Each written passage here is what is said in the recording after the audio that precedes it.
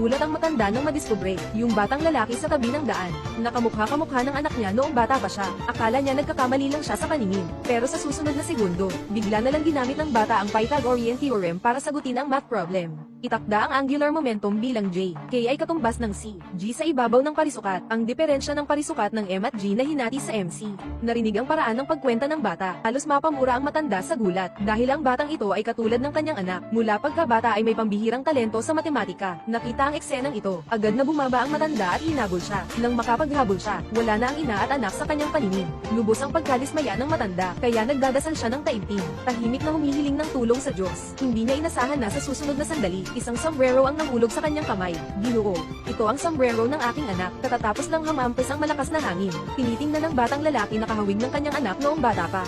Labis ang kasiyahan ng matandang lalaki. Bigla siyang kumuha ng isang bank card. Sabi niya ito ay regalo para sa batang lalaki sa unang pagkikita.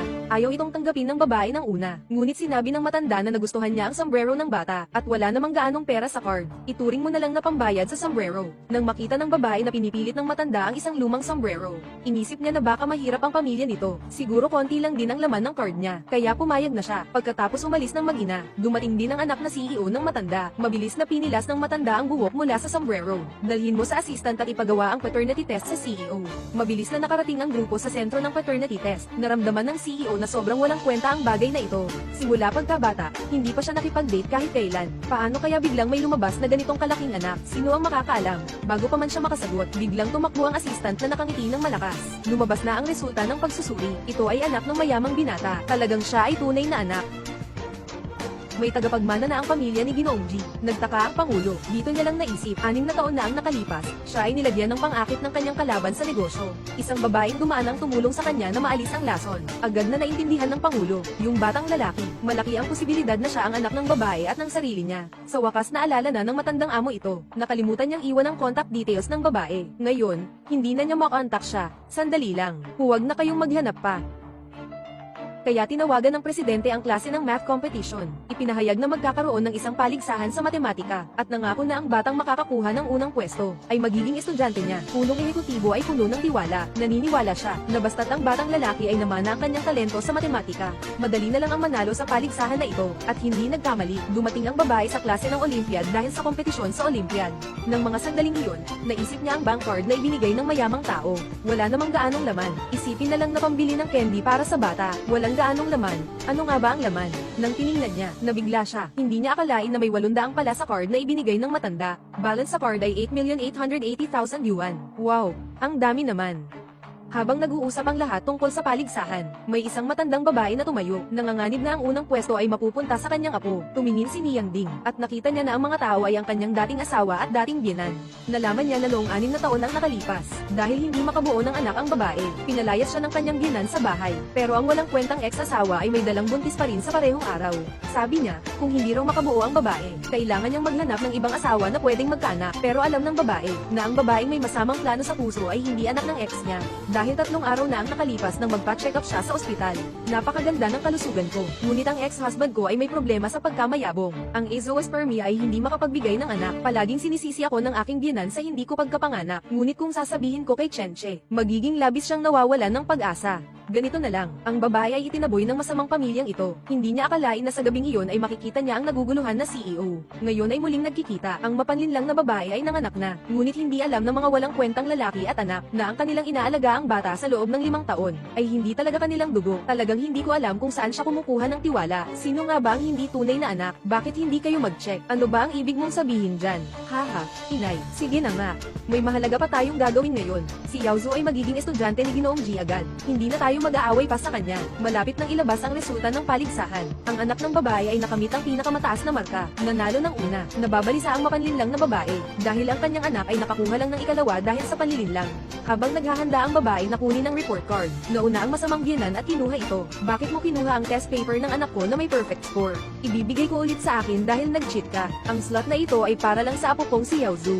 Huwag nyo nang mag-aspeto pa. Kahit yung babaeng mapanlinlang na ito ay nagsimula ng mag-imbento. Sinasabing ang presidente ay ay nag-aaral sa maliit na klase ng math. Pero ang totoo, gusto lang niyang kunin ang anak niya, kasi ilang araw na ang nakalipas. Ang asawa niya ay na-promote kamakailan bilang pinuno ng proyekto sa grupo ng GE Corporation. Nagbanta pa siya sa principal. Kung gusto nilang ipagpatuloy ang math class, dapat agad niyang i-anunsyo na nagsinungaling ang bata, na ang anak niya ang tunay na top scorer. Nang marinig ng principal, nabahala siya at natakot, kaya napilitan siyang magdeklara na ang anak ni Zinji ay ang top scorer. May proseso ng pagsagot sa exam paper ng anak ko. Paano maaaring gawa-gawa lang ang ganitong komplikadong formula? Buksan niyo ang mga mata niyo at tingnan niyo. Gusto ng babae na makipagtalo, pero pinigilan siya ng bad boy at ng dating biyenan. Lalo pang nagalit ang bagong babae, at sa mismong lugar ay pinulit ang perfect score na exam paper ng bata. Naging mga piraso ito. Nakatagilid ang babae sa lupa sa sobrang lungkot. Agad na tumakbo ang batang lalaki para aliwin siya. Sinabi niyang kahit 100 beses pa siyang sumubok, siguradong perpekto ang makukuha niyang marka. Ngunit hindi talaga binigyan ng pagkakataon ng matandang babae ang sinuman.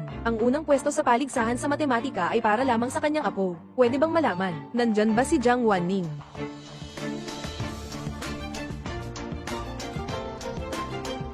Nandyan ba si Jiang Wanning?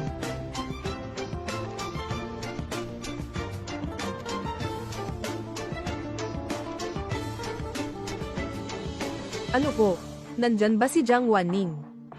Bakit mo siya hinahanap? Nasaan sina Jiang Wanian at Jiang Chansi? Dinala ko sila para umalis. Dadalhin ko sila. Sino po kayo? Ako ang katulong ni Ginoong G. Ha? Kanina nga ay. Ang pangalan ni Jiang Taiyangzai, ipinaabot ni Ginoong G. Ngunit nagbago ang sitwasyon. Nagsisinungaling si Jiang Taiyangzai. Naalis na siya sa akin. Nagsisinungaling. Tinanggal sa trabaho. Yaozu, mabait na anak. Halika na. Ay, mabait na anak. Huwag kang mag-alala. Naiintindihan ko. Nagawa ko na lahat. Ito si Ginoong G. Mga estudyanteng kailangang kunin. Marketing Department ni G. Vice Leader ng grupo. Anak ni Mr. Chen Z. Chen Yaozu. Vice Leader ng grupo. Ano ito? Ito si Chen Yaozu. Unang pwesto. Nakausap na si Ginoong G. Nanay, yung bagong dating, malaki ang posibilidad na assistant ni Ginoong G siya. Dumating para tulungan si Ginoong G. Nakunin ng mga estudyante. Buti na lang, napakamatalino mo. Ying Ying, itago mo itong cute na ito. Kung hindi, sabihin mo kay Ginoong G, baka mawala ang pagkakataon ni Yaozu. Dahil dito, sa cute na ito, kinuha na, hindi nila makukuha. Ang pagkakataong ito, tanging atin lang ang karangalan. Tama ka. Tanging atin lang ang karangalan. Maging tapat ka sa akin. Kung sirain mo ang karangalan namin, sa pagkakataong maging disipulo, aayusin kita. Gusto ko lang makita, sina Jiang Wanning at Jiang Chansi, ay sinabi na sa'yo. Si Jiang Chansi, ay pinalayas dahil sa pandaraya, na-dismiss na siya. Dalhin mo na lang ang anak ko, para makipagkita kay Ginoong G, hindi ba? Bakit hindi ka pa umaalis? Isang katulong. Bakit ang dami ng mga bagay? Humakbang ka. Ay.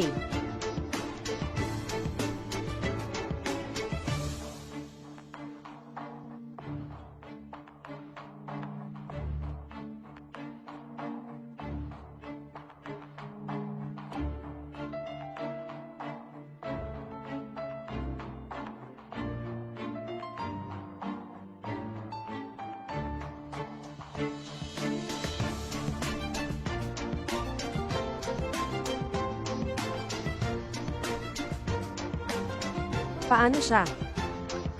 7 taon na. Sa wakas, natagpuan ko siya. Ito ay isang hindi inaasahang pangyayari. Natatakot kami na baka makaabala sila sa katahimikan ni Ginoong G. Hindi inaasahan. Hindi mo pwedeng ikulong ang tao ng basta-basta. Karapat dapat ka bang maging guro?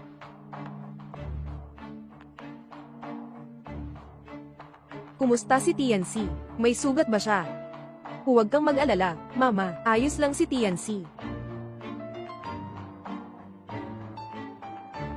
Alam ko, ang iniintindi mo ay ang bata. Ikaw, kumusta ka naman? Nasaktan ka ba? Sinaktan ka nila? Wala akong masama, pero, bakit ikaw? Talaga bang, assistant ni Ginoong G ka? Hindi ako mapakali. Sasama kita sa ospital para magpa-check up. Wow! Grabe! Anong relasyon nilang dalawa? Sobrang gwapo ng lalaki, sobrang ganda ng babae. Ang lapit nila sa isa't isa. Teka lang, TNC. Sandali lang. Ang assistant ni Ginoo G, paano naman magiging malapit kay Jiang Wanong? Ganito kalapit, hindi ka naman assistant ni Ginoo G, kung hindi ka assistant. Sino nga ba siya? Baka si Jiang Wanlong, yun pala ay naghanap lang ng paraan para lokohin tayo. Huwag silang papayag ang umalis. Itong cute na ito, ay kailangan hanapin, para magreklamo kay Ginoo G, sa pag-agaw sa aming karangalan. Huwag silang papayag ang umalis. Kailangan hintayin ng anak kong si Yaozu, na maging disipulo ni Ginoo G, kaya makaalis. Ate Waynel, talaga namang wala kang hiya. Nakahanap ka ng napakabatang gwapo na nagpapanggap na katulong ni Ginoo G para lokohin kami. Hindi pa rin malinaw sa kanya. Sabi-sabi, ako ang nagpasimula ng panliligaw sa kanya. Siyang may gusto rin. Anong pakialam mo? Hindi naman kita gusto. Ikaw, Jiang Wanning, alam mo ba ang masamang epekto nito? Ikaw ang nangakit ng makipag-ugnayan sa may asawa. Bakit hindi mo alam ang masamang epekto? Huwag mong isipin na hindi ko alam. Paano mo nakuha ang anak mo? Ying Ying. Sabi niya ito, ano ba talaga ang ibig sabihin nito? Kuya Chenzi, pinaghirapan ko para magkaanak tayo. Sila ng lalaking yun. Nagkaisa silang lahat para saktan ako. At ang anak mong lalaki. Nandito ka pa rin ba? Naaalala ang nakaraan? Ay nako. Paano nangyari to? Maghintay ka. Ako na ang bahala na turuan sila. Boring. Huwag mo akong maliitin.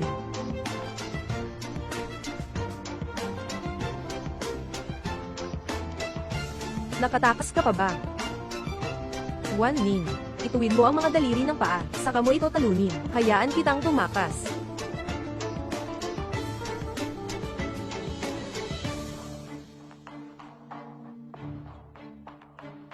Anak. Mahal. Mahal. Anong nangyari sa'yo? Gisingin mo na, asawa. Ako ang umatake. Basta't makahanap lang ng tamang anggulo, dahan-daang sipa, magiging unconscious siya.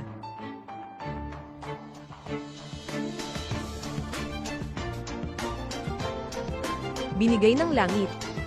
Jiang Weiner, hindi ka pwedeng umalis. Ikaw, babae, sasabihin ko sa'yo, ang pagkakataong ito, para lang sa apo ko, huwag kang magdahas na umagaw. Anong nangyayari dito? Ginoo G. Ginoo G. Magandang araw, Ginoo G. Ano bang nangyayari dito? Tadhana ba? At si Jiang Wanning, nasaan na? Ginoo G. Ano ang kailangan mo sa kanila? Syempre dahil sila ay hindi tama, ayaw pang ilantad ni Cheng Zhou ang kanyang pagkatao. Kailan ka naging pakialam sa akin? Hindi ko magawa. Silang dalawa, dinala ng isang lalaki, parang dumaan sila sa likod. Anong klaseng tao ang nagdala sa kanila? Gaano kataas? Guwapo ba siya? Mahigit 20 anyos. Guwapo. Itong batang ito ay hindi matino. Ninakaw pa ako ng aking manugang at apo, nawala. Ay, Ginoong G. Sabi mo, bakit kailangan ni Ginoong G na hanapin silang dalawa? Ano ka bang masasabi? Siguradong gusto ni Ginoong G na makipag-ugnayan kay Ginoong G Cheng Zhou. Magandang makilala ng maaga, ang pinakamagaling sa pagsusuli. Tama ka. Si Ginoong G yan, si Jiang Wanning, at ang anak niya. Paano naman sila makakasama kay Ginoong G? Siguradong si Ginoong G alam na tungkol sa anak niya na nakapasa sa unang pwesto, na bigla pati si Gigi. Mukhang si Ginoong G, higit pa sa inaasahan natin, mahalaga kaysa sa inaakala natin. Kung si Yaozu ay maging disipulo niya, tiyak na mabilis ang kanyang pag-angat. Kung nalaman pa ni Gigi, Ginoo Yi, sigurado siyang alam na rin. Kung sakaling tanggapin ni Ginoo Yi, yung maliit na mahal na yon bilang estudyante, ano na ang gagawin ng apo kong si Yaozu? Paano na kaya? Tapos na, kaya pala si Ginoo Yi, hanggang ngayon ay wala pa rin. Tiyak na, alam na ang lahat ng ito. Ay nako. Ano na ang gagawin ko sa aking Yaozu? Ano na ang dapat kong gawin? Ang pwesto na ito ay para sa aking Yaozu. Walang sino man ang pwedeng kumuha nito, kaya ipakita natin ang pandaraya niya ng malinaw at totoo. Ang pwesto na ito ay para lamang sa anak ko. Kape, kape. Sige, ayos na, Ginoong G. Walang sugat ang bata, sobrang healthy. Pasensya na, doktor. Nasaan ang nanay ko? Nasa loob pa ang nanay mo. Nagsasagawa ng buong katawan na pagsusuri, kaya't nakaupo lang ako dito at hinihintay siya.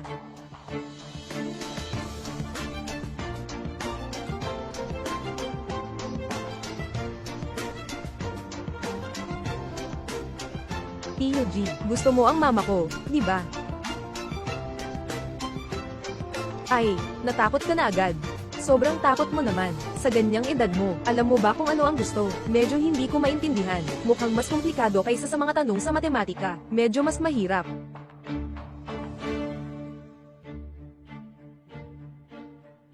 Tama ka, talagang komplikado. Wan Ning.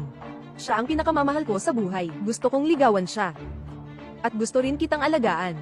Siyempre, ako ay ikaw. SHH. Walang kailangan sabihin. Alam ni TNC. Ha? Ano ang alam mo? Gusto mo ang nanay ko. Gusto mo lang maging tatay ni TNC. Tama ba? Naiintindihan ni TNC. Mabait ka naman. Maaaring isaalang-alang ni TNC. Huwag kang magulat ng ganyan. Sabi na sa telebisyon. Kung gusto mo, habulin mo. Sige. Pero ano? Pero sasabihin ko sa nanay mo, na bawasan mo ang panonood ng mga kakaibang palabas sa TV. Ha? Mas maganda munang makipagkaibigan kay Chansey. Bago pa mag-isa, sabihin mo sa kanya, ako ang kanyang tunay na ama. Anong nangyayari? Sundan mo siya. Ano ang pinag-uusapan ninyo? Anong nangyayari? Sundan mo siya. Ano ang pinag-uusapan nyo? Walang masyadong pinag-usapan. Walang masyadong pinag-usapan. Doktor, kumusta ang resulta ng check-up? May bahagyang sugat lang. Iba pa, walang problema. Napaka-healthy. Sugat. Naitala ko na. Ginoong G, Ginang G, walang anuman. Uuna na ako. Ginang G, hello, hindi ako. Bakit ka nakangiti? Hindi ako nakangiti, pero nakangiti ka na talaga. Ay, sige na lang. Mukhang antok na rin si TNC. Ako na muna ang magpapahinga sa kanya. Huwag kang aalis. Dito ka muna sa bahay namin ng ilang panahon. Sa bahay mo ba ako titira? Sakto naman, pwede rin tayong mag-usap tungkol kay Chi. SHHH. Nandito pa ang bata. Saka, 7 taon na ang nakalipas. Naging matatag ako. Ay, hindi tama. Nabulag sa pagnanasa. Hindi rin tama, basta, kalilimutan mo na ng maaga. Hindi ko kailanman makakalimutan. Ikaw, nanay. Pumunta tayo sa bahay ni Tito G. Manatili tayo doon ng 2 araw. Mabait si Tito G. Gusto ni Chansey pumunta doon. Wala na akong magawa sa'yo, Ginoong G. Sasunod ako sa'yo. Pasensya na sa abala ng 2 araw. Ayos lang. Mag-usap tayo. Hindi ka abala. Hindi talaga ka abala. Nagawa na lahat. Huwag mag-alala. Ginoo, sapat ang gamot sa alak. Tinitiyak na 1 baso lang kay Professor G. Ay tiyak na mahuhulog siya sa iyong mga paa. Sige na. G Chengzhou, dapat ay makuha mo siya ngayon. Hindi makakatakas sa aking mga palad.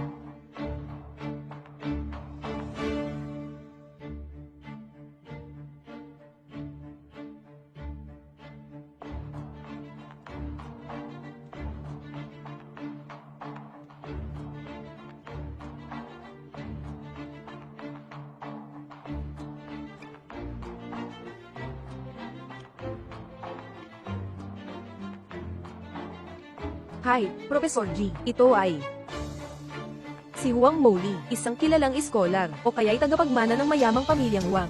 Tagapagmana, sa harap ni Professor G. Ako ay hindi higit pa, kaysa isang apoy na kumikislap. Kumusta? Ako si Huang Moli. Ako ang tagahanga ni Professor G. Kumusta? Jiang Wanning. Hindi ko pa kailanman nakita, si Professor G na kasama ang isang babae, na ganito kalapit sa kanya. Pero mukhang mas matanda itong ate, kaysa sa akin. Hindi ko alam kung anong relasyon ng ate na ito, kay Professor G. Si Wanning ang aking asawa. Wow. Sandali, hindi ako. Tulungan mo akong ayusin ang problemang ito. Pakiusap, ate. Sige na. Ako ang kanyang asawa. Asawa. Inaalam mo ba akong tanga, Professor G? Huwag mong isipin na basta-basta lang. Maghanap ka ng isang tao na pwedeng maging asawa mo, para makapagpahinga na ako. Maraming humahabol sa'yo. Itong ate na to. Parang hindi bagay sa katayuan ni Professor G. Anong ibig mong sabihin? Anong ibig mong sabihin? Kasalanan ko. Hindi kita naalagaan ng mabuti. Hindi kita nabilhan ng maganda at marangyang damit para hindi ka maliitin ng iba. Sisiguraduhin ko na hindi na mangyayari ulit.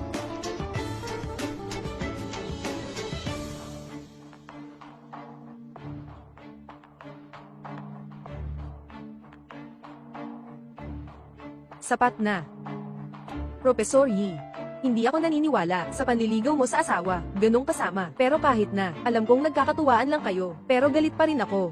Para maiwasan ang kahihiyan, uunahan na ako. Sandali lang. Itong alak, dahil ito ay para sa kapatid kong babae, na ibinigay sa asawa ko. Kahit na ganun, hindi ko pwedeng sayangin ang kanyang pagsisikap. Ako na lang ang tatanggap nito para sa kanya.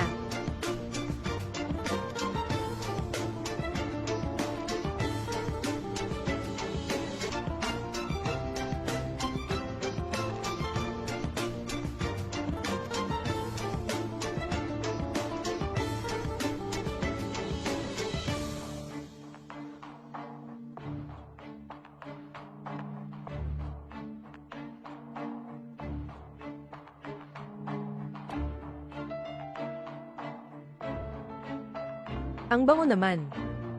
Hindi ko inakala, marunong ka palang magluto. Noong nag-aaral ako sa ibang bansa, natuto akong magluto ng ilang beses.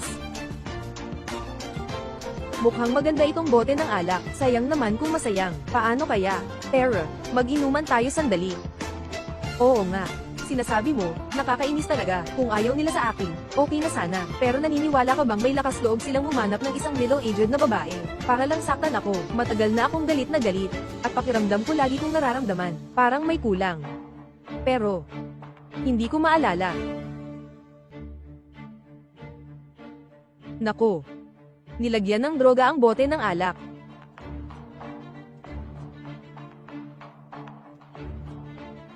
Hindi ba't sinabi mong mag-uusap tayo pagkatapos kumain? Paano pati ang bahay mo? Ang naging lugar ng usapan. Kailangang maglakbay ng ganito kalayo. Dumating na ba tayo? Malapit na.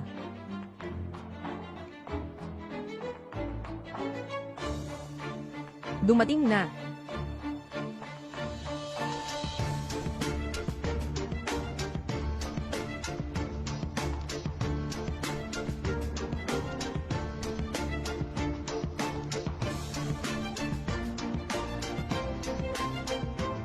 Mas bilis pa. Baka nga nila, nainom na ang bote ng alak, kailangan nating mauna. Bago magumpisa ang bisa ng gamot, dapat makarating sa bahay ni Ji Chengzhou. Hindi ko talaga, maaaring hayaan ang matandang babae, na talagang makipag-ugnayan kay Ji Chengzhou, sa kahit anong paraan.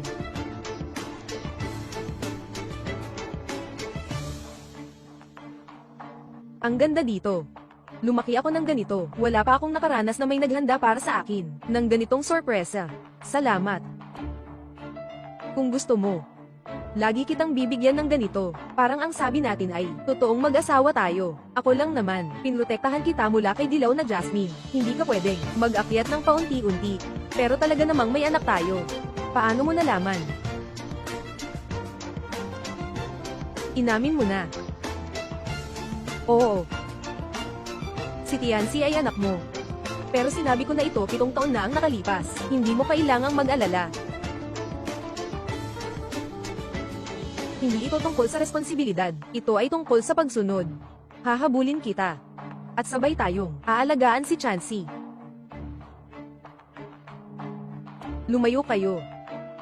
Huwag kang lalapit. Kung hindi nyo pa rin naalis, si Ji Chengzhou ay mapapasok sa kamay ng matandang iyon, na walang habas.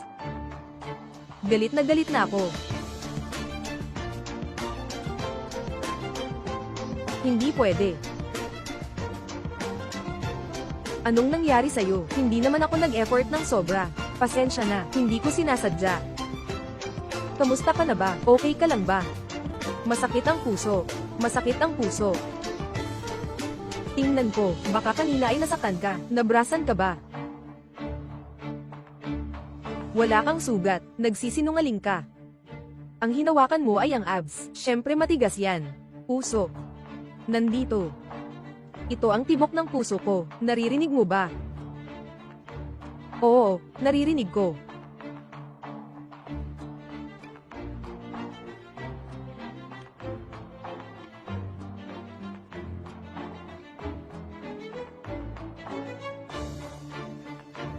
Anong nangyari sa'yo? Hindi ba? Muling gagamitin mo ako para mahawakan ng abs mo. May kakaiba. Sa alak na iyon. Alak. Hi, Professor G.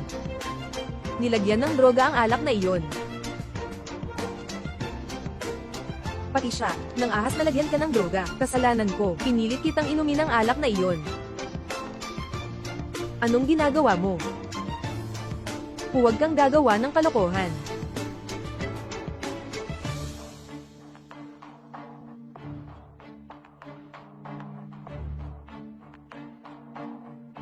Huwag kang mag-alala, kaunting gamot lang iyon, kaya kong tiisin. Kung ayaw mo, hindi kita gagalawin. Ikaw.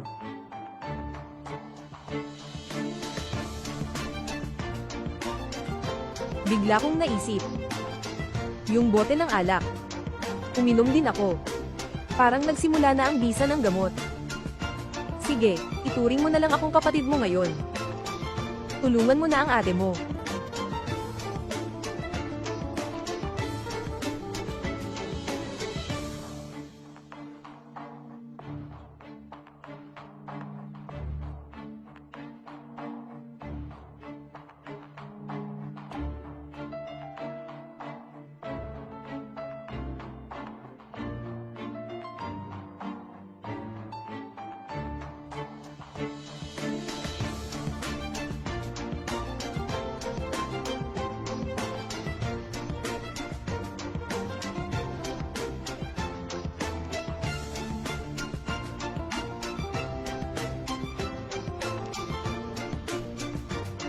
Kasalanan ni Ji Chengzhou lahat yan. Halos madurog ako.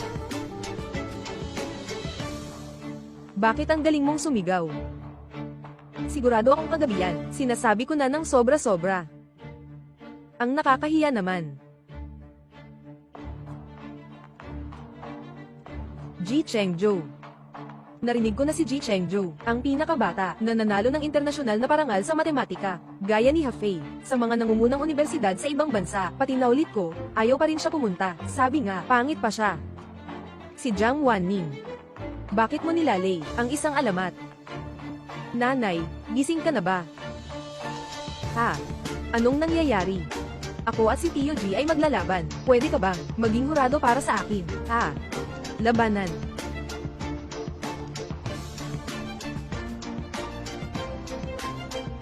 Asawa, andito ka na. Sandali lang. Sino ang asawa mo? Ikaw. Pupunta ako para sabihin sa'yo, ikaw si Ji Chengzhou, isang paborito ng langit at bata pa. Hindi mo kailangang habulin ako, basta isipin na walang nangyari, hindi tayo bagay. Hindi mo ba sinabi kagabi, na bagay tayo? Kailangan mo ng tatlo, ha? Nandito pa si Chansey. Ano ang pinag-uusapan ninyo? Kailangan pang makipaglaban ni Tianxi sa kanya. Gusto ni Tianxi na makipaglaban sa kanya. Ano ang tiyak na laban? Gusto ni Tianxi na makipagtagisan sa kanya sa matematika. Ito ang lakas ni Tianxi. Ngayon pag-usapan natin, ang mga patakaran ng laro. Ito ang madalas kong nilalaro, isang laro ng numero. Hindi mo ako matatalo. Subukan mo, may isang bungkus ng candy sa mesa. Pwedeng magtakda ang isang panig ng kabuuang bilang ng candy, at pati na rin ang saklaw ng bilang na kukunin para sa sarili. Ang kabilang panig ang unang kukuha. Sa bawat round, pareho, ay palitan sa pagkuha ng candy. Maaaring pumili ng anumang bilang ng candy sa loob ng itinakdang saklaw. Sino man ang unang makakuha ng huling candy, ay siyang panalo. Naiintindihan mo ba? Magbibigay ako ng mga patakaran. Kabuoang candy. Maari. Mayroong candy. 1,203 piraso. Hanggang ilan? 28. Unang round ko. Unang kumuha ng 14. Sino ang mananalo sa huli? Oy, sandali lang. Isa lang ang kuha mong candy. Paano malalaman ni Chansey ang resulta? Hindi ba't ang laro ay hanggang sa huli mong malalaman ang resulta? SHH. Isang round lang ang sapat na. Pwede mong gamitin ang utak para hulaan ang huling resulta. Panalo ka. Hindi ka siguro nagkamali, di ba? Magbigay ka pa ng isa pang numero. 15,560, 17 at 89. Hanggang ilang lang? 10, 3 at 18. Una kunin ang 6. Sino ang nanalo? In 2. Ikaw ang nanalo. Paano ka nakapagpasimple ng ganito? Mataas ang iyong talento, kahit na mas mataas pa kaysa sa akin. Pero tiyak na hindi ka kasing bilis ko. Gusto mo bang malaman? Bakit? Gusto. Tawagin, tatay. Tatay. Binigay sa'yo ni Langit. Bakit ka ganyan sumisigaw? Dali, hiyain mo. Tawa ka pa. Kasalanan mo yan. Hindi naman gulo si Langit. Ganun talaga siya, tatay ni Chansey. Paano mo nalaman? Matagal nang nalaman ni Chansey. Palagi ninyong sinasabi na 7 taon na ang nakalipas. Hindi ba si Chansey, ipinanganak 7 taon na ang nakalipas? At ang galing niya sa math, mas mahusay pa kaysa kay Chansey. Hindi siya biyayang ama mula sa langit. Sino siya? Medyo tinanggap ni Tianxi na ikaw, pero ang nanay, nitong mga taon, alam mong mahirap alagaan si Tianxi. Huwag kang gagawin masama sa nanay sa hinaharap. Alam mo ba? Oo, alam ko. Sa wakas, may tatay na si Chansey. Ang pakiramdam na may tatay ay ang ganda talaga. Mama, halika na. Nandito si tatay at nanay. Hindi ako pumayag na makasama ka. Kailangan ko pang mag-isip-isip. Si mama ang pinakamaganda. Sa wakas, binigay na sa'yo ng langit. May mga magulang ka na. Ang pakiramdam ay ang saya. Amang masungit, nasisiyahan ka ba sa inyong dalawa lang? Nasiyahan ka ba sa inyong mag-asawa? Tingnan ka ba ng biyenan mong babae? Okay naman. Nang sinabi ni Wanning na pagkatapos kumain ng almusal, pupunta siya kasama ko para magparehistro. Ako ay may taglay na ang aking dating galing. Tandaan mo, ipapadala ko ang aking pinakamalaking apo at ang kanyang asawa upang hanapin ako. Ngayong gabi, espesyal ang aking plano para sa aking apo. Magdaos ng isang salo-salo. Ngayong gabi, makikita na ang aking apo. Ginoong G, lumapit ka sandali. Ginoong G, si Sekretarya He ay may lakad. Ano ang kailangan mo? Sabihin mo lang sa akin. Magkakaroon ako ng isang hapunan ngayong gabi. Magmadali kang maghanda. Ginoong G, ang listahan para sa hapunan na ito. Sundin na lang ang listahan. Noong nakaraan, pinakamataas na antas ng kumpanya. Oo. Pinakamahalaga, idagdag ang ilang pangalan. Ji Chengzhou, Jiang Wanyi, at si Chansi, si General Manager G. Ano ito? Ang salo-salo na ito ay para sa kanila. Bilisan mo, si Ginoong G, ang bagal mo. Wala nang oras. Nandito ako para sa isang mahalagang bagay. Ngayong gabi, magdaraw si Ginoong G ng isang marangyang hapunan. Inimbitahan niya sina Ji Chengzhou at Jiang Wanyi, pati na rin si Jiang Chansi. Sinasabi na ang hapunang ito ay inihanda para sa kanila. Bakit kailangan ni Ginoong Lao Ji na magdaos ng isang hapunan para sa kanila? Dati ko nang pinaghihinalaan na malapit ang relasyon ni Ginoong Lao Ji at ni Ji Chengzhou. Ngayon, mukhang ang hapunang ito ay malamang para kay Ji Chengzhou. Pagdiriwang ng pagtanggap ng mga bagong estudyante, hindi pwede kung papayagan natin silang sumali sa hapunan. Hindi kaya mawawala ang pagkakataon ni Yao Zhu. Palaging ganito ang pagtingin ni Lao Ji.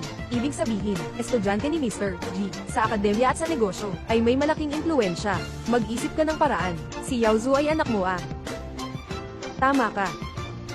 Ang posisyong ito ay para lamang kay Yao Zhu. Ying Ying. May bisita tayo sa bahay. Ikaw ba si Director Zhang? Nanay, siya ang Director Zhang ng G Company, isang malaking tao. Ay nako, Ying Ying. Si Director Zhang ay kaklase mo. Bakit hindi mo sinabi agad, inay? Si Director Zhang kasi ay medyo tahimik sa araw-araw. Tama nga, yung sagot ni Yao Zhu noong huli sa pagsusulit ay gawa ni Director Zhang. Ay, ganito pala iyon. Ginoong Zhang, salamat sa iyo. Nakapasa si Yao Zhu, ang taas ng marka. Sayang nga. Napakahalaga ng kota ni Ginoong G sa pagtanggap ng mga estudyante. Sobrang mahalaga, kung hindi dahil sa anak ni Jiang Wanyin, na saumayra ng ayos. Matagal nang naging estudyante si Yao Zhu, ni Ginoong G. Sisi sa batang iyon, hindi man lang nakapanganak ng cute, lagi na lang nagpapahirap sa amin ng pamilya Chen. Mas mabuti pa ang anak namin na si Ying Ying. Hindi lang siya nagbigay sa atin ng anak na si Yao Zhu. Nakilala pa natin si Ginoong Zhang, isang ganitong malaking tao. Sayang. Nakaplano na ang aming boss na magdaos ng isang salo-salo para kay Ginoong G bilang pagdiriwang sa pagtanggap ng estudyante. Sa oras na iyon, yung si TNC ay estudyante ni Ginoong G ay tiyak na. Palagi kayong may ganitong pagtingin sa bagay na ito. Kaya si TNC, hindi ba siya ay magiging matagumpay agad? Kaya tayo, Yao Zhu, anong gagawin natin? Hindi pwedeng ganito, ang slot na ito, dapat kay Yao Zhu natin. Director Zhang, noong nakaraang beses, tinulungan mo kami. Sa pagkakataong ito, siguradong kayanin natin. Medyo mahirap itong bagay na ito, baka kailangan namin kayo na gumawa ng kaunting bagay.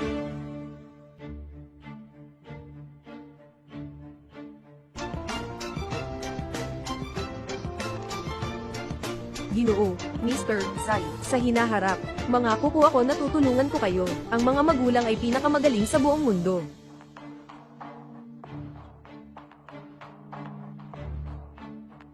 Hoy Ate Hong. Oo. Sa mga nakaraang araw, may mga bagay akong kailangang ayusin sa labas. Sige, babalik ako ngayon.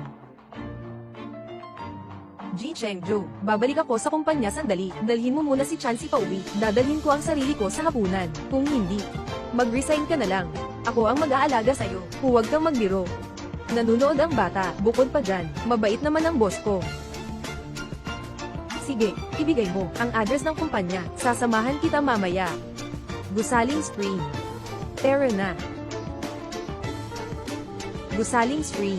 Hindi iyon ang nanay ko. Naiinip lang. Ang kumpanya na binili ay doon ba? Hello Ate Hong. Nandito na ako malapit sa kumpanya natin. Sa maliit na eskinita na yun. Hello. Hello.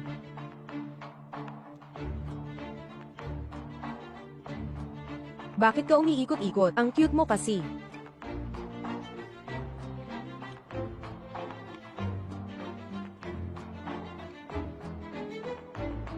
Basta bantayan mo lang siya ng mabuti. Hindi tayo ang gumawa niyan. Wala kaming alam. Wala kaming nakita. Nandito lang kami nagmamasid sa warehouse. Oo, tumingin sa warehouse. Ay naku, naiintindihan ko na. Kayo lang ay tingnan ang bodega. Ngunit, ang babaeng ito ay kilalang kaakit-akit. Noong nakaraan, nakapag-akit na siya ng marami, mga batang gwapo. Kung nagugutom kayo, anong gusto ninyong gawin? Baka masaya pa nga siya.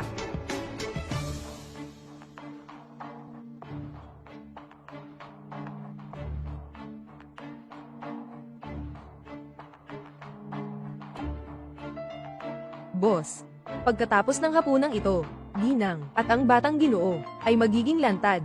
Oo. Pagdating ng panahon, ipapaalam ko sa mga matagal kong kaibigan, na malaman nila na hindi lang ako may apo, kundi isang henyo pa. Congrats, boss. Boss, ang tawag ninyo. Hoy. Lauji, parang may empleyado ako, na nagkaproblema, pumunta ka na at tulungan akong maghanap, ha? Sa oras na ito, pinapahanap mo ako. Hindi mo alam, anong araw ngayon, magpapagawa ako ng selo-salo para sa apo ko, para sa kanya. Mahalaga ang pagtulong sa tao, huwag nating antalahin ang selo-salo, para lang maging okay. Dali na, bilis, bibilangin ko hanggang 3. Sige, malapit na. Boss, gamitin ko na ang nakaraan ko, ba? Saan na pumunta ang tatay ko, Ginoo? Katatapos lang tawagan ni misis ng amo, sabi niya may isang empleyado ng kumpanya, nagka-problema, pinapunta si boss para hanapin ang tao, kaya pumunta na siya. Empleyado ng nanay ko. Spring Building. Hindi naman yun basta-basta walang ginagawa ang nanay ko, binili na, yung lugar ng kumpanya. Nako, baka may nangyaring masama kay Wani, Ginoong Hi. Pakiusap, alagaan mo si TNC, babalik ako agad. Hindi pa ako nakakakita ng ganito, hindi pa kailanman naging ganito kabalos ang binata, baka naman may nangyari sa Ginang. Kung may nangyari nga sa Ginang, hindi ko kayang akuin ang responsibilidad. Hoy, ikaw, lumapit ka dito. Anong nangyari kay Sekretaryo Hi? May kailangan lang akong ayusin. Maawang ka sa isang bagay. Alagaan mo itong batang ito. Sana maayos mong maalagon. May isa pa akong paalala, tungkol sa kanyang pinagmulan. Napakahalaga nito. Kung matanggal lang ang isang hibla ng buhok niya, hindi mo kayang bayaran kahit 10. Naintindihan mo ba? Oo, naintindihan ko. Tiansi, may kailangan na sikasuhin si Tito Hi. Sama ka sa tito na ito. Manatili tayong magkasama. Ayos ba? Alagaan mo siya ng mabuti. Napakahalaga niya na hindi ko maisip. Mukhang talagang pinahahalagahan ni Lauji, si Ji Chengzhou. Pati ang kanyang mga estudyante, ay ganun din ang pagpapahalaga. Sayang, ang pwesto ng estudyanteng ito, ay nakatakdang para sa anak ko. Anong balak mo?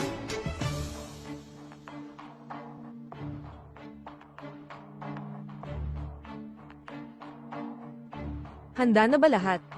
Huwag mag-alala, handa na lahat. Hintayin lang natin ang gabi. Ang season na ito ay talagang hindi pinapansin. Itong maliit na cute na ito, ang cute nito. Itong legendary master, na posisyon ng disciple, ay nakatakdang, mapunta sa aming Yaozu. Siyempre, napakatalino ni Yaozu. Ang posisyong ito, ay para lamang kay Yaozu. Kayo ang mga dating masasama. Kayo ay magkakampi. Dumating na ang tatay at nanay ko, hindi nila kayo palalampasin. Inay mo. Haha. Siguro ngayon. Hindi na tumatawag sa langit, hindi na rin makipag-ugnayan sa lupa. Yung babae, sinasabi niya, totoo ba yun? Basta magawa lang natin siya, talagang na-enjoy niya. Hindi ba sabi mo? Siyempre siya pa ang nangakit, ng batang gwapo. Anyway, hindi naman tayo ang gumawa sa kanya. Baka mas mabuti.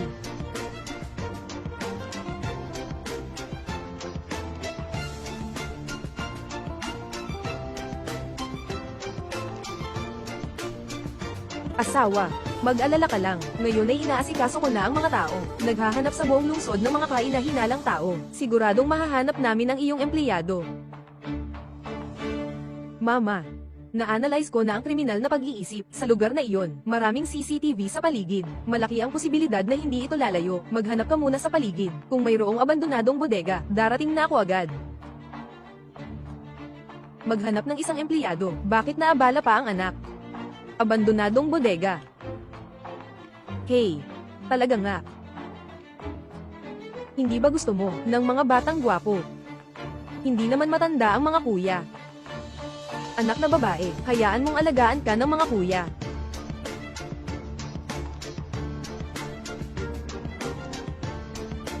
Hindi ba gusto mo? Bata ka bang gwapong bata? Hindi rin naman tumatanda ang mga kuya ko. Anak na babae, hayaan mong alagaan ka ng mga kuya mo.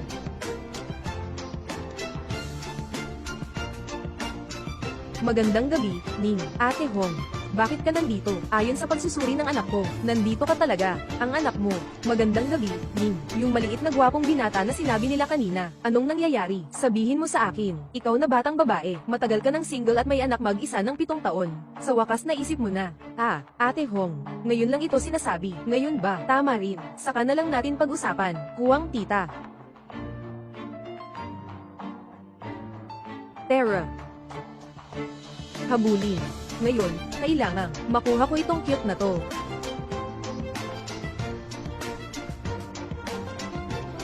Ate Hong, Ate Hong, Ate Hong. Nasaktan ang paa ko, tumakbo ka na, sikat ang asawa ko, hindi nila ako aabutin. Sama tayo, hinto. Huwag tumakbo. Huwag tumakbo. Takbo na, tuloy lang sa takbo. Kahit na hindi na tayo makakatakas, mas mabuti na, masiyahan na ako sa aking curiosity, yung sayo, yung batang gwapong yun, ano ba talaga ang nangyayari?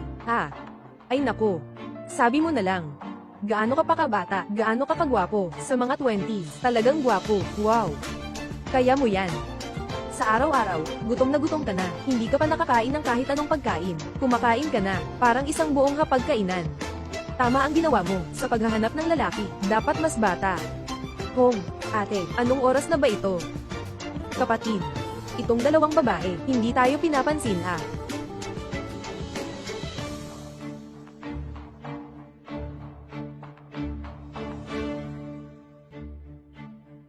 One Ning. One Ning.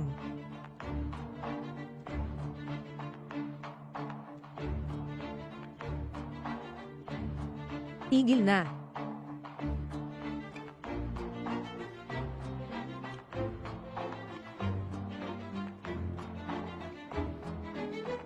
Kailangan. May dumating na bayani para iligtas ang dalaga. Sayang, isang gwapong walang kwenta lang siya. Hindi siya makagawa ng anumang gulo. Batang lalaki, binalaan kita. Pare, naghahanap ka ng 3.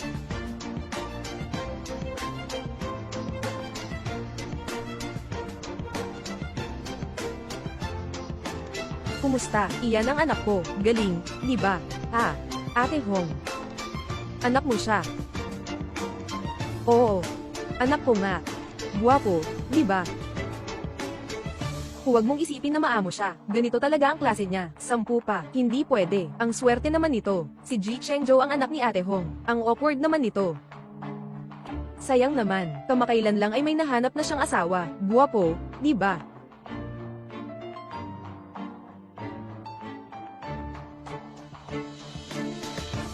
Kung ikukumpara sa bagong boyfriend mong gwapo, sino ang mas gwapo? Halos pareho lang ang gwapo. Totoo ba yan? Ikaw, batang babae, ang ganda ng kinakain mo, halos kasing gwapo ng anak ko. Kaya siguradong maganda ang jeans. Kaya bilisan mo, magpakatatag ka, manganak ka ulit.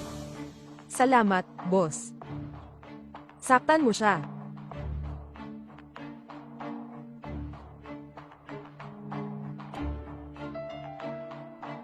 Nanay.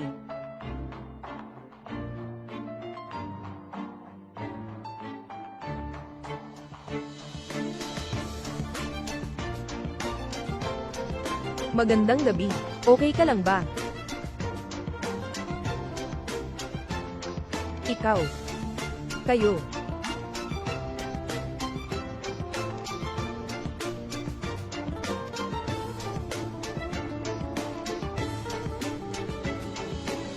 Talagang pinapagalit niyo ako. Sana'y lagi kitang mabait sa akin. Pero nagkamali kang makipag-ugnayan sa anak ko.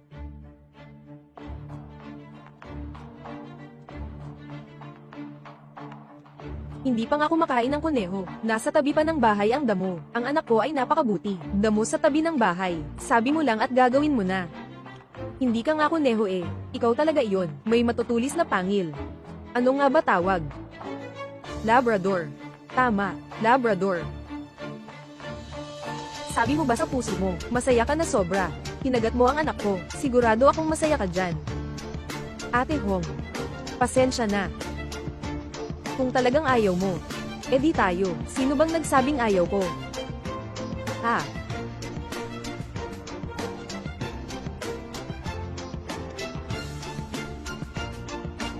Sama-sama tayong maglakad.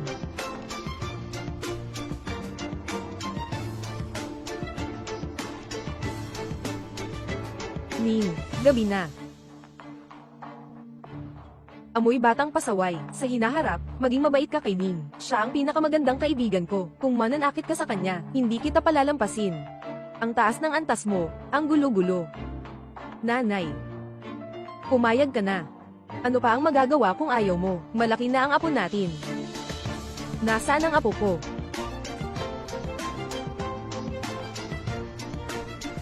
Ginoo, may masamang nangyari. Baka may nangyari sa batang Ginoo. May isang tao sa hapunan. Nagsinungaling na si Madam na nag-cheat. Parang nag-live pa ata. Hindi naman kakaunti ang mga tao. Ano ang ibig sabihin ni OG? Nasa labas pa kami ng boss. Ang ibig sabihin ng boss ay, ipapadala ang mga security, direktang palayasin sila. Huwag hayaan ang mga security na kumilos. Libo-libong nanonood sa live, palayasin na sila ngayon. Mahirap ipaliwanag pagkatapos. Ang reputasyon ni na Chansey at Wan Ning ay malubhang masasira. Anong gagawin natin? Tama lang, inakusahan nila si Wan Ning dati. Hindi pa sila nakatanggap ng parusa. Tungkol sa bagay na ito, ako na ang bahala. Sige, ako at ang boss ay darating din agad. Ang anak ko ay isang henyo, pero napunta ang slot kay Jiang Wanning na tao. Yung cute na nagkunwaring siya ang pumalit. Kailangan naming makipagkita kay Ginoji. Oo. Kailangan naming makipagkita kay Ginoji. Aking apo nga, dapat sana ay estudyante ni Ginoji. Isang talento mula sa masa. Hindi dapat siyang pinabayaan. 6 na 6. Iyon ba yung alamat sa matematika na si Ginoji? Inaasahan ang pagdating ni Ginoji. Ang pwesto ng estudyante ni Ginoji. Ibig sabihin, isang hakbang lang pataas. Sayang nga ang napalitan. Isa ring panig ng kwento. Hindi pa dumarating ang kapalit, maglagay ng mata. Gusto kong makita ang sagupaan. Yung malas na bituin, at ang kanyang anak, hindi siya darating, di ba? Huwag talaga siyang lumabas, makipagharap sa amin. Huwag kang mag-alala, si Ning Jia ngayon, baka nag-enjoy lang siya. Walang oras para alagaan kami, masaya siya. Basta't hindi siya darating, ano man ang gusto naming sabihin, sasabihin namin. Maniniwala si Ginoong G pagdating ng oras. Hindi naman talaga ganun ang katotohanan. Para makuha ang pwesto, sinasadyang ibintang sa akin. Bakit siya nandito?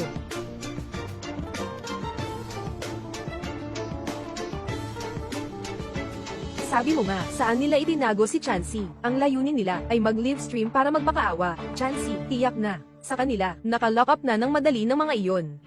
Kailangan ng saradong espasyo. Mataas ang daloy ng tao sa paligid. Kailangan ng pagtatago.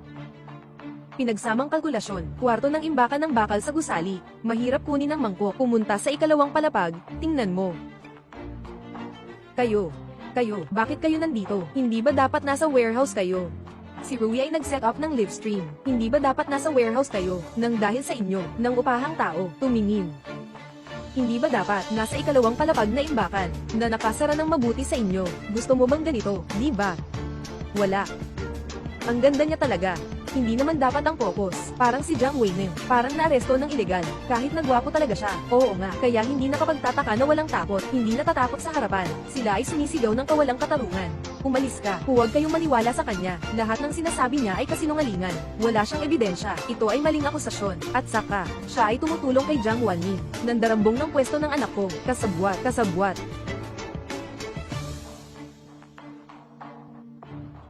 Propesor, matagal mo nang hinahangaan, at gustong makipagkita at mag-usap ng masinsinan. Si Ginoong G na iyon, parang siya, nag-leave na siya. Nasaan siya? Sandali na, dalhin mo ako. Ngayon, sa aming universidad, kahit papaano, kailangan nating makahanap ng isang eksperto sa matematika, nakatutok, kung hindi, matatanggap ang titulong ng buong bansa. Sandali lang, may tumawag. Direktor, ikaw ang hinahanap niya. Ginoong G, nagpakita na siya sa publiko. Dali, mabilis na magmaneho. Puntahan si Ginoong G.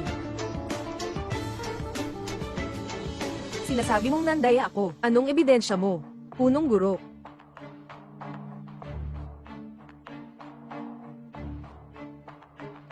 Sa palagay ko, hindi kailangang palakihin pa ito. Tigilan mo na ang walang kwentang usapan. Gusto mo pa bang sumikat at magtagumpay? Gusto ko naman. Pero, mayroon bang estudyante na tinuruan mo na, disciple ni Ginoong G? Napakagarang bagay nito. Yung ibinigay ng langit ay pinalayas mo na. Ngayon ay mayroon lamang, ang anak kong Yaozu, ang pagkakataong ito. Umalis.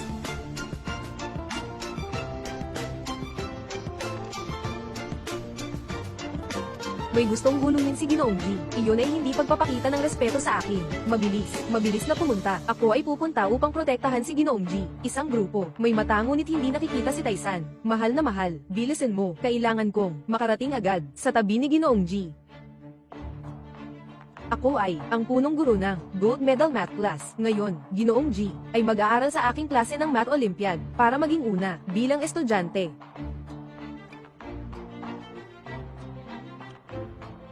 Sa live stream, Jiang Wanning, para sa kanyang anak maging estudyante ni Ginoong G, gumamit ng anumang paraan, nangopya at nakuha ang pinakamataas na marka, ninakaw, ang pwesto ni Chen Yaozu, bilang kaklase. Pinakamataas na marka, magaling din ang pandaraya ni Ching Feng, ang yabang naman niya, talagang nagsinungaling siya, walang hiya talaga.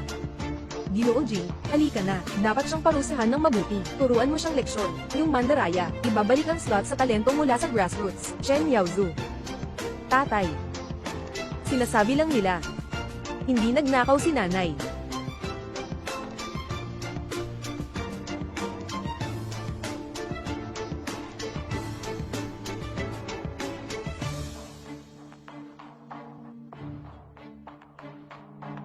Kahihiyan ang manggupya. Ginoong G, halika na. Suportahan ang mga talentong mula sa masa. Kami ang magiging saksi mo. Naghihintay kay Ginoong G. Ginoong G, halika na, ibalik mo ang kota kay Chen Yaozu, ang talentadong tao. Nag-like si Shi sa live stream. Ako si Ji Chengzhou. Walang daya si TNC, hindi pa natutupad. Kaiyahiya ang daya. Ginoong G, halika na, ikaw ay Ji Chengzhou. Ha ha ha, nakakatawa naman. Ha ha, guwapo. Hindi mo pwedeng tulungan si Jiang Wanning sa pamamagitan ng matandang babae na iyon. Magpanggap ka na lang na nagsisinungaling. Ate Wanning, ano ba ang ibinigay mo sa kanya na parang pampatulog? Noon pa man, nang maging kalaguyo mo si Chen Zi, mas bihasa ka sa pagbibigay ng pampatulog, di ba? Hindi ako kasing walang hiya mo. Ikaw. Ganito ka pa kabata, sinasabi mo pang ikaw si Ginoong G, ang kapal ng mukha mo, sinasabi mong si Ginoong G ka na, ang kapal ng mukha mo. Ganito ka pa kabata talaga, si Ginoong G ay tunay na henyo. Paano posibleng ganito kabata si Ginoong G? Talagang napakabata at gwapo si Ginoong G. Bata pa at isa pang henyo sa matematika. Napakababa ng posibilidad nito. Nakita na, tingnan ninyo. Ito, siya ang asawa ni Jiang Wanning. Talaga, hindi naman, si Ji Chengzhou. Ha ha ha ha ha. Tingnan mo mismo, ang ipinost mong marriage certificate. Bakit kayo tahimik? Mahirap pa rin tanggapin. Napakabaliw nito.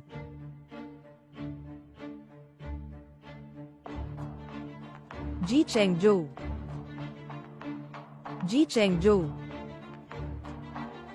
Hindi posible. Tiyak na hindi posible. Siguradong pareho lang ng pangalan. Siya si Ji Chengzhou. Paano mangyayari yun?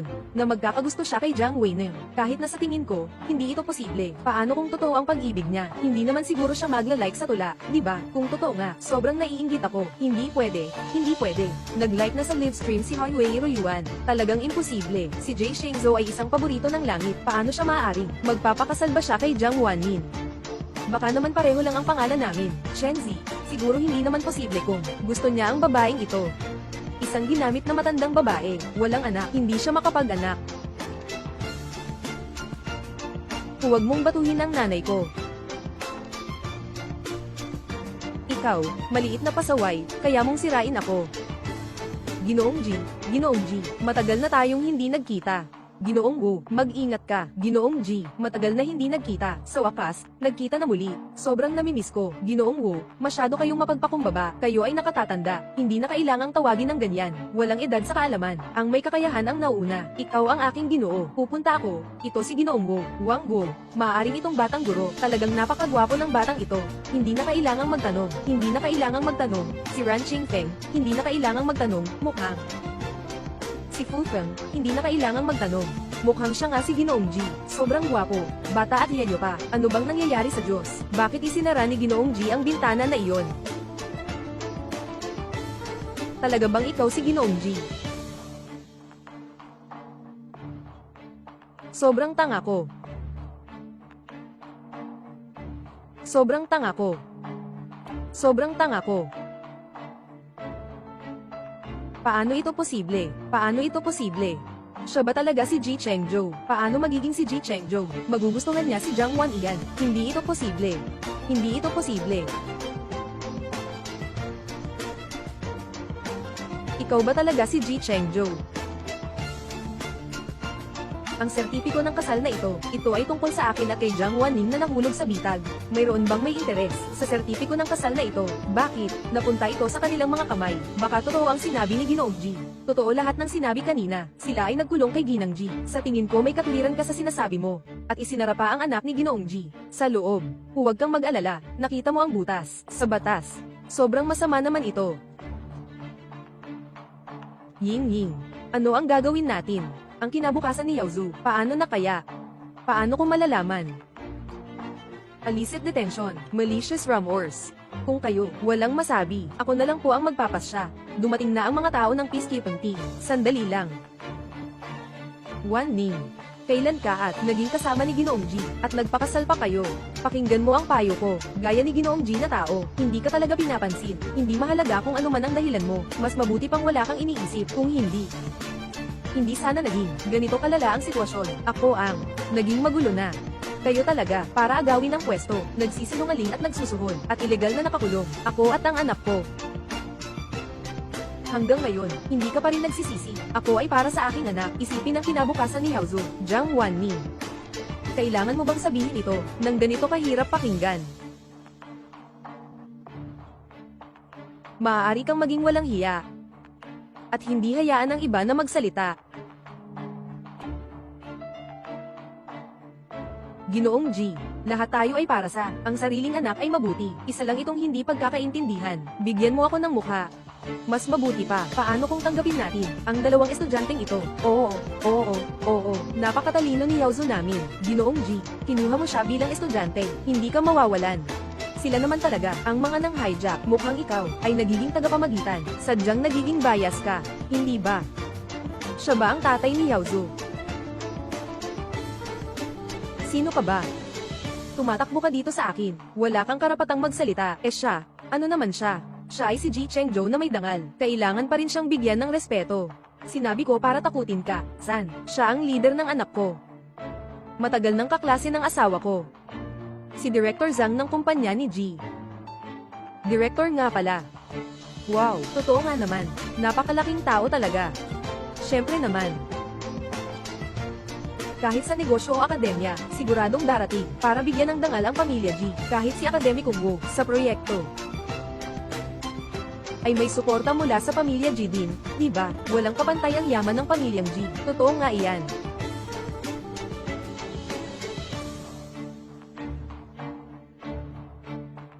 Nakakita ng mayabang, nanghihiram ng lakas mula sa pamilyang G. Kung hindi ka lalabas sa loob ng 3 minuto, ako mismo ang maglilinis ng iyong pangalan at bahay. Nandito ka pa rin nagpapanggap, ako ang direktor ng kumpanya G. Sa tingin ko, Ginoong G, bibigyan niya ako kahit ng kaunting konsiderasyon. At ikaw, isang ignorante kang babae, ano ba ang alam mo? Ginoong G, walang anuman, natakot lang ako sa'yo, na mabahiran ako ng dugo. Si Ginoong G talaga ay mahilig magbiro. Jiang Wanning, hindi ka man lang pumipigil kay Ginoong G. Sa huli, kayo ang haharap sa aming pamilya G. Talagang malaki ang yaman ng pamilya G. Kahit na ikaw ay isang alamat sa matematika, hindi mo rin kayang labanan ng pamilya G, di ba? Sandali. May isang bagay na parang palagi kong nakakalimutang sabihin sa iyo. Tungkol sa aking pamilya, may isang bagay palagi kitang nakakalimutang sabihin. Mayroon bang problema? Sabihin na lang natin pag-uwi. Dito sa atin, unang magpapakumbaba muna tayo. Isama na rin natin yung bata. Ayos na yun. Ang nakakaalam ng tamang panahon ay tunay na matalino. Naniniwala ako sa ibig kong sabihin. Yun ang ibig sabihin ni Lao Jizong, HMPH. Hindi lang nila kami tinanggap bilang mga estudyante, kabilang si Yaozu ng pamilya namin. Dapat maging pangunahing disipulo siya, at para sa akin, dapat siyang turuan ng maayos. Tama.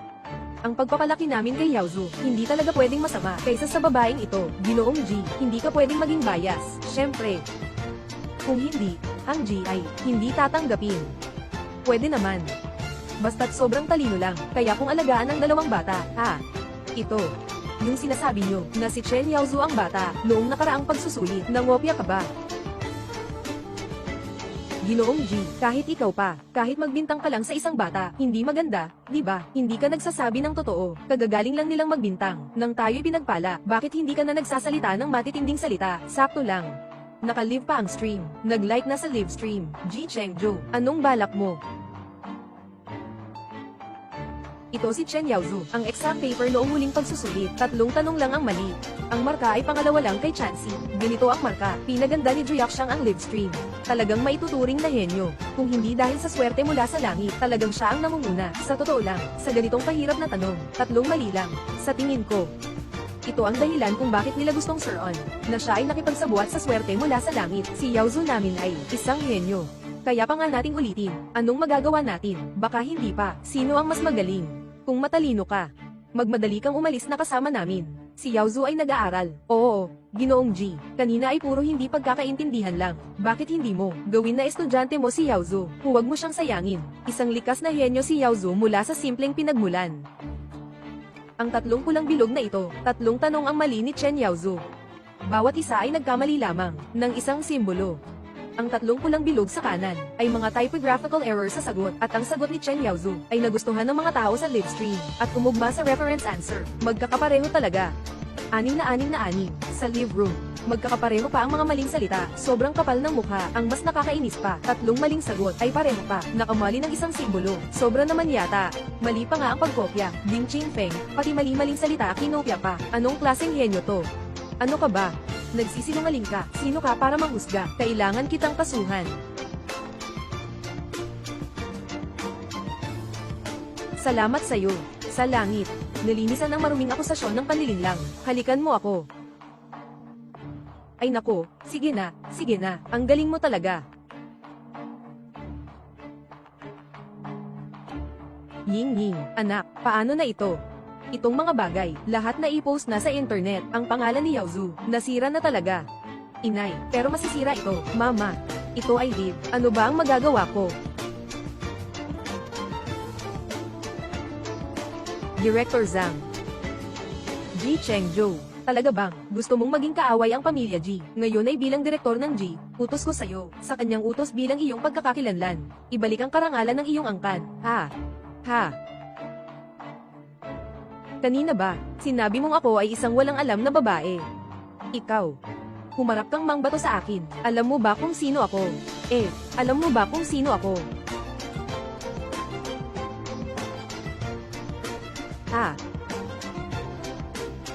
Ginoo G, sa wakas, dumating ka na, hindi mo alam, nang wala ka. Gaano sila kamataas ang tingin, sa aming pamilya, ang G, lalo na itong babae na ito, at yung pasaway na tao. Sa tingin ko, ikaw ang tunay na pasaway. Babalikan kita mamaya kung sakaling mapahamak ang apo ko at mag-iwan ng sugat sa kanyang isipan. Hindi kita mapapatawad. Malaking apo. Nasa dito ang apo ni Ginoong G. Nandito rin ang apo ni Ginoong G. Ay naku, kung sana ay makuha si Ginoong G. Ang apo at tayo ay nagpapasaya sa ating angkan. Sana maging mabuting magkaibigan sila. Mahal. Kailan ba si Ginoong G nagkaroon ng anak na lalaki? Sino ba ang anak ni Ginoong G? Bakit hindi ko pa ito narinig dati? Ngayon ay may isa pang apo pa tayo. Hindi ko alam.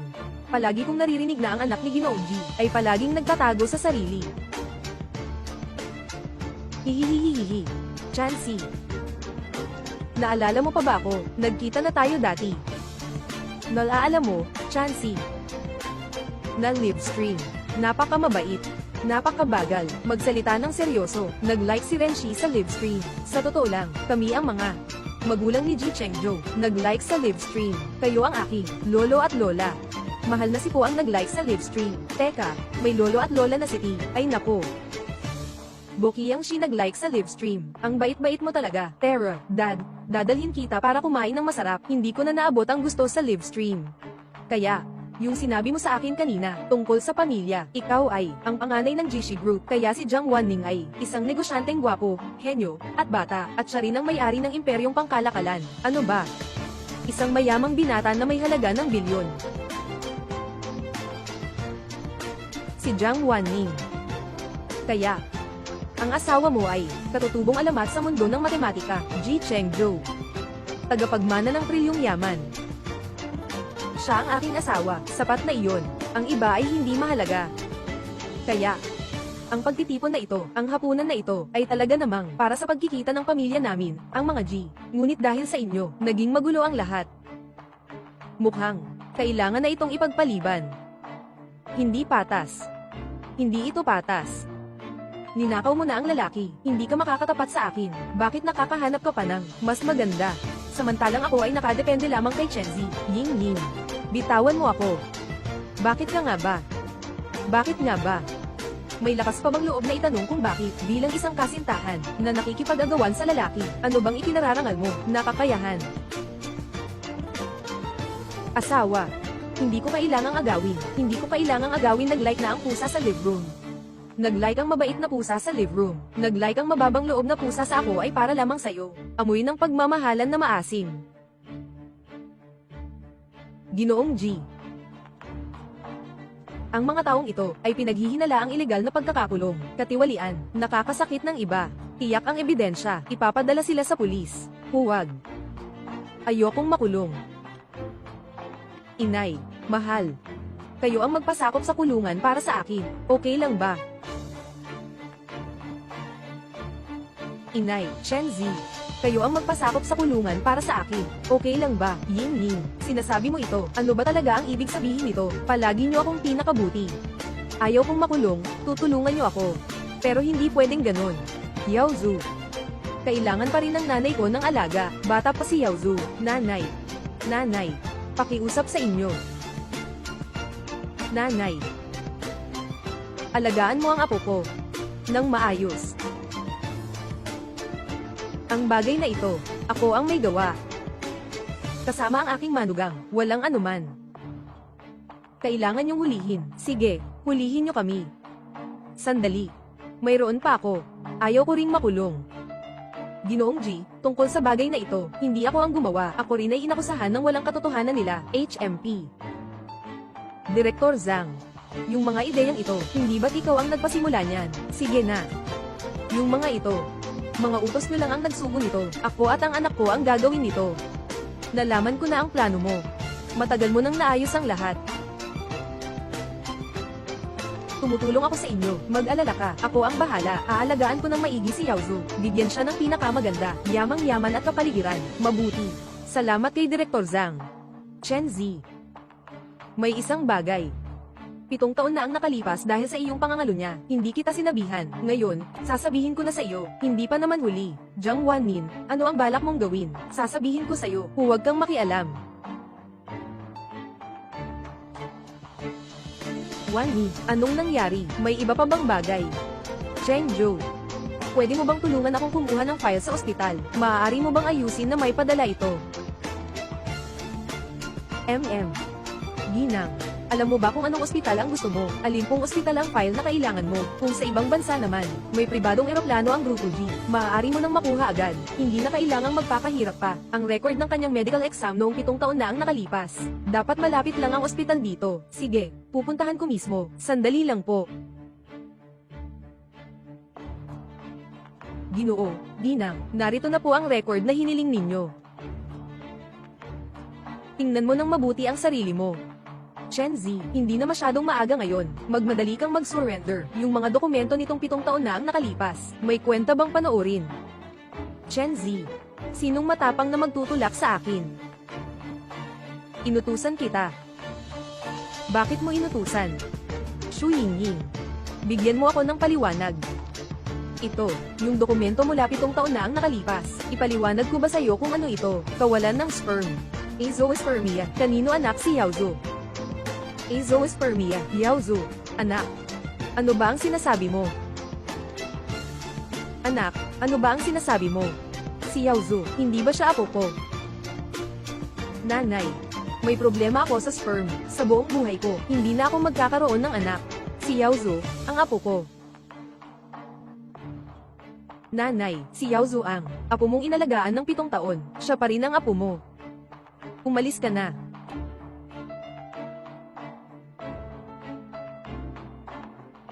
Ying Ying, may bisita tayo dito. Oo nga. Dumating ang matagal kong kaklase para makita ako. Ikaw ang Direktor Zhang. Oo. Ikaw nga. Hindi ako. Ginoong G, gusto kong i-report. Ang utak sa likod ng pagdukot kay Wan Ning ay sina Zhang Wenjun at Xu Yingying. Chenzi, hindi mo pwedeng gawin yan. Sa tagal ng ating pagkakaibigan, hindi mo na ba ito pinapansin? Pagkakaibigan. Pinilit mo akong iwan si Wan Ning. Pinilit mo akong tanggapin. Binilhan mo ako ng ibang babae. Ngayon, sinasabi mo pang tungkol sa pagkakaibigan. Tama, sila ang nag-utos. Kailangan kong i-report sila. Ipapaabot ko sila sa pulis. Kasama na ang ebidensya. Tapos na ako. Umalis na tayo.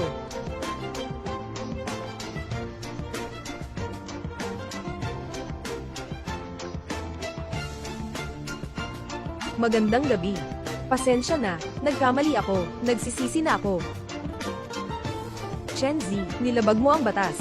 Kahit nalumuhod ka sa akin, hindi ka makakaligtas sa parusa. Wan Ning. Wala akong balak na makaalis. Parusa ng batas. Talagang alam kong nagkamali ako. Wan Ning. Hindi ko dapat ginawa ang pagtaksil. Kasalanan ko lahat. Kasalanan ko lahat. Dapat sana ay napamahal ka sa amin mag-ina. Napakabuti mo noon. Ako'y nagpadala sa aking sariling kabobohan. Sa bahay na ito. Nandyan ka. Gaano kayaman ang kaligayahan? Walang kung sa mundo. Kung alam ninyo na mali kayo, tanggapin ninyo ng maayos ang parusa. Sa hinaharap, magiging maayos si Wayne. Huwag kayong mag-alala.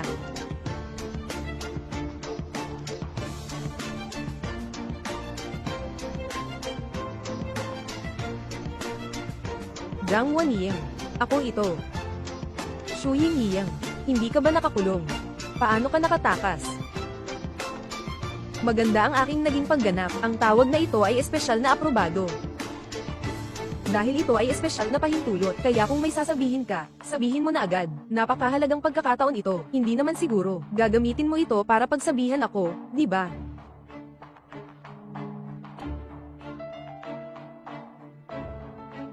Zhang Wannin. Tumawag ako. Para magpasalamat sa'yo. Nagtanong na ako tungkol doon. Pagkatapos naming ni Zhang Wenjun makulong. Tinulungan mo akong ipagkatiwala si Yao Zu sa isang mabuting pamilya. Salamat at hindi mo inalintana ang nakaraan. Inosente ang bata. Hindi mo kailangang masyadong mag-alala kung wala nang iba pang bagay. Sige, ako na muna ang magtatapos. Ayusin mo ng mabuti ang sarili mo. Zhang Wanni. Salamat sa'yo. Nagkamali ako. Talagang alam ko na nagkamali ako. Hindi ko dapat ginawa ang pagiging cute. Hindi ko dapat sinaktan ka.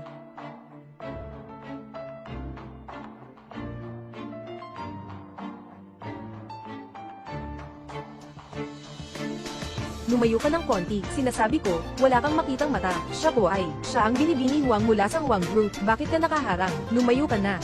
Ikaw yun.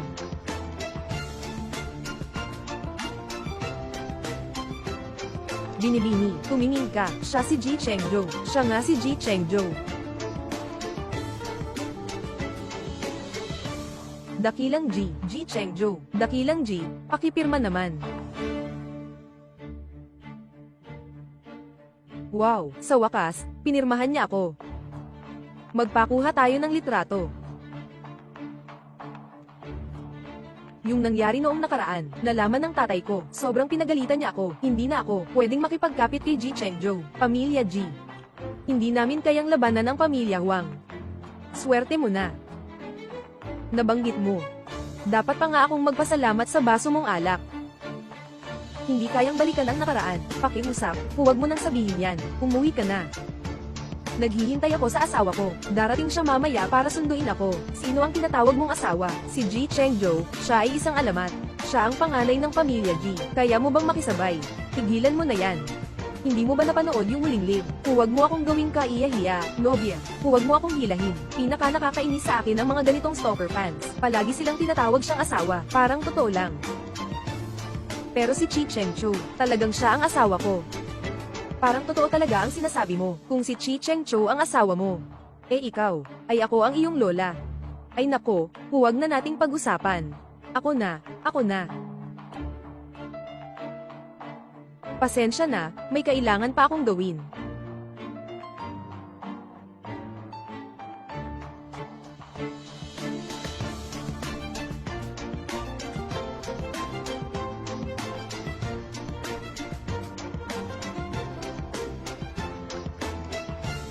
Binibini. Ito. Anong nangyayari dito? HMPH, ang iyong tiyahin. Nakuha siya ng ibang tao. Oh, ano ang resulta ng pagsusuri? Ano pa bang aasahan? Ang ating si Ginoong G. Matalino at makapangyarihan. Mukhang may darating na. 3 kapatid na lalaki sa bahay. 3 sanggol. Salamat, Wan Ning. Masaya ako. Maging isang mabuting ama ako. Maging isang mabuting ama lang. Marahil hindi sapat. Maaaring kailangan mo pang bumili ng isang larangan ng soccer. Larangan ng soccer. Bakit? HMN. Dahil kay Ginoo G. Sa ganitong bilis, sa loob ng ilang taon, ang pamilya namin ay magkakaroon na ng isang bagong koponan ng football.